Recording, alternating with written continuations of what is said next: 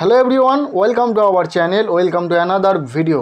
আজকের এই ভিডিওতে আমরা Swami Vivekananda merit cum means scholarship সম্পর্কে বেশ কিছু ইনফরমেশান তোমাদের সাথে শেয়ার করব। এই SVMCM স্কলারশিপ সম্পর্কে তোমাদের অনেক কোয়ারিজ ছিল, তোমরা অনেক প্রশ্ন আমাদের কাছে করেছো।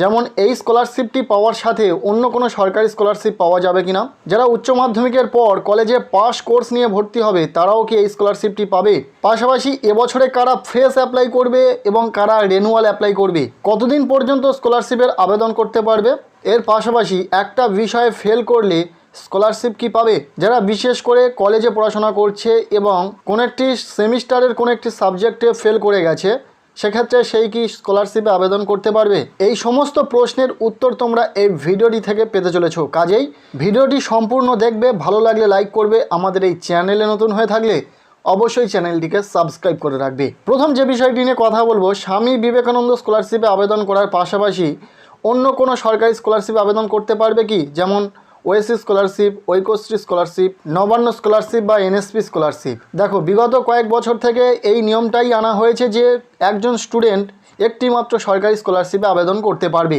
এবং এরকমই নির্দেশিকা ইনস্টিটিউটেও রয়েছে। তাই তোমরা একের অধিক স্কলারশিপে আবেদন তো করতে পারবে, তবে ইনস্টিটিউটে যে ভেরিফিকেশনের প্রসেস রয়েছে সেখানে শুধুমাত্র একটি স্কলারশিপের অ্যাপ্লিকেশন ভেরিফিকেশন হবে।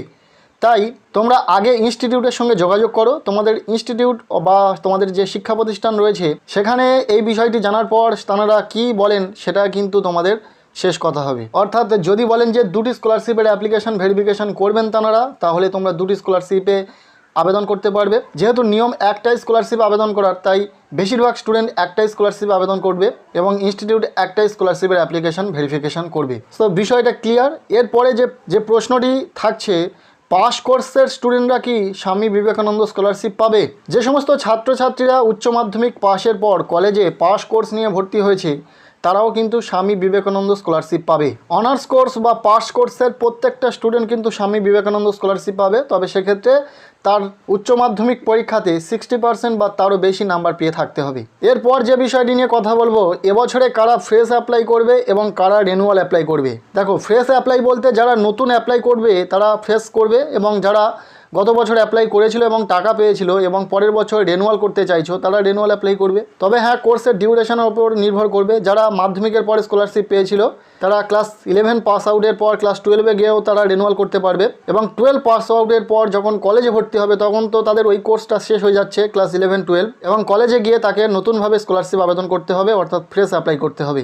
এবং যারা কলেজে প্রথম বছর টাকা পেয়েছো, দ্বিতীয় বছরে তোমরা স্কলারশিপে রেনুয়াল করতে পারবে, তৃতীয় বছরে স্কলারশিপে রেনুয়াল করতে পারবে, এইভাবে কিন্তু রেনুয়ালগুলো করতে পারবে। সো আশা করছি বোঝাতে পারলাম। এরপরে কথা বলবো কতদিন আবেদন করতে পারবে এই স্কলারশিপে। দেখো, এই স্কলারশিপের আবেদনের শেষ তারিখ সেইভাবে দেওয়া হয় না, তাই প্রত্যেকটা স্টুডেন্ট কিন্তু এই স্কলারশিপে আবেদন করে নিতে পারে। তবে লাস্টের দিকে আবেদনের শেষ তারিখ দেওয়া হয়, ফেব্রুয়ারি মার্চ মাসের দিকে কিন্তু লাস্ট ডেট আসতে পারে বা তারও পরে। তাই লাস্ট ডেট নিয়ে কোনো ঘাবড়ানোর বিষয় নেই, তোমরা প্রত্যেকেই আবেদন করে নিতে পারবে, যথেষ্ট সময় দেওয়া হবে তোমাদেরকে। এরপর আমরা কথা বলবো যারা কলেজে পড়াশোনা করছে, কোনো একটি সেমিস্টারের কোনো একটি সাবজেক্টে ফেল করে গেছে বা ব্যাক এসেছে, সেক্ষেত্রে কিন্তু সে স্কলারশিপটিকে আর কন্টিনিউ করতে পারবে না, বা সেটা করলেও সেটারও অনেক প্রসেস রয়েছে, ইনস্টিটিউটের সঙ্গে যোগাযোগ করতে হবে।